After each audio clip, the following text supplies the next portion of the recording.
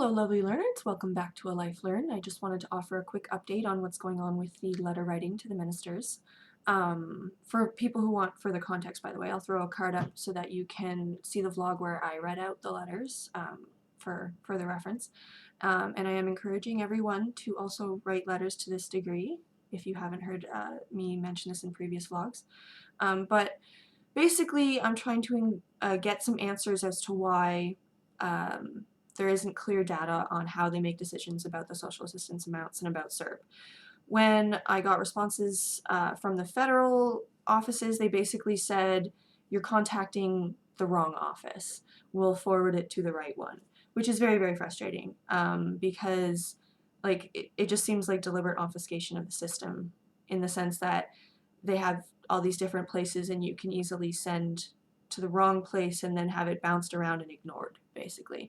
So the initial addresses I put in my very first video about this back in December were the wrong addresses, but I've corrected them since then. So I apologize for anyone who may have sent out letters.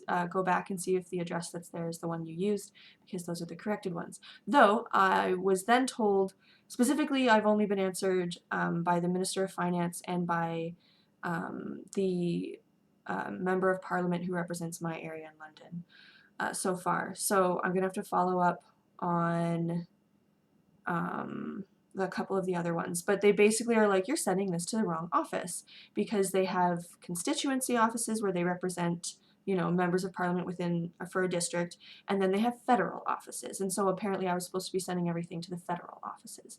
And then the Minister of Finance came back to say, well, this actually isn't a concern of us, even though my research says that she's the one who made that decision. This is something that is for the Minister of Employment, Workforce Development, and Disability Inclusion. This never came up in my research, by the way, and probably because this position was created in November of 2019. And so I felt very frustrated by that, obviously. It seems like another deliberate, just handoff of my letter, like, oh, well, this isn't our problem, we'll forward it there. But every time something gets forwarded, I don't seem to hear back. It's only when I send directly to them that I get anything back. So I'm going to be including her contact information in the description of this vlog for anyone who is carrying on with the letter writing like myself. Apparently this is the person that you should be asking about the CERB amount specifically. So the federal letters that I wrote.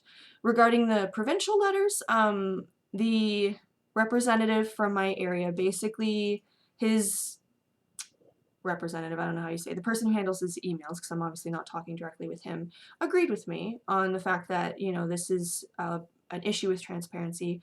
And she said she made an inquiry with the, how do you say, Legislative Library and Research Services to find out more information about this. Nowhere in my research could I find that that was something I might have needed to do myself. I don't even know if you can actually. When I googled them, I saw that inquiries can only be made by members of parliament, so maybe I couldn't have, I don't know. But again, that's just not something that came up in my research, so it's really frustrating how unclear things seem to be in terms of, like, who do you talk to and who do you address and who do you bring this up to? Because this is a problem. But I am slowly getting answers is the point. So she said that I should hear back, I think she said later this week, so I'm gonna send her another follow-up email tomorrow being like, okay, so, and next Sunday I'll share the update on that. And then I'm also sending out a copy of the federal letters a copy of the federal letter to this new minister that I've been told about. As I mentioned, what is it? The Minister of Employment, Workforce Development, and Disability Inclusion. So I'm going to be mailing her and emailing her. And then I'm also going to be sending out, just for the sake of it, one of the provincial one to Doug Ford. I probably won't get a response from him, but I'm just trying to get my concerns out there, and whoever I am getting responses from, I'm continuing to pursue, and I'm like kind of recording who I'm not getting responses from, because I think one way or another I'm definitely going to the media with this, and they're gonna love to hear who did respond and who didn't, you know, because politics.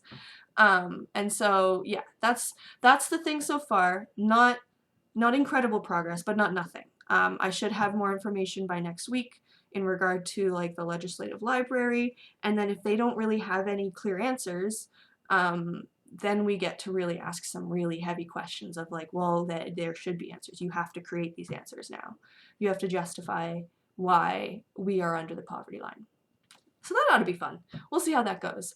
School is starting for me as of tomorrow, so I am not going to have as much free time, but at the same time, I'm not about to just let this drop. Don't worry. So yeah, please feel free to share in the comments how you feel about my approach to this. Maybe I'm going about it the wrong way. If you think, share below how you think I should be doing it. Either way, I'm just trying to bring concerns that I know a lot of us have to the people who claim that they, you know, that they're going to fulfill their responsibilities as ministers and represent the people. So we'll see how that goes. I'll let you know. Either way, please do also share if you're participating in this letter writing, because it is encouraging to know if anybody else is doing it as well. And otherwise, do join me again next week or sometime soon, where I try again to share a little something I've learned or experienced in life.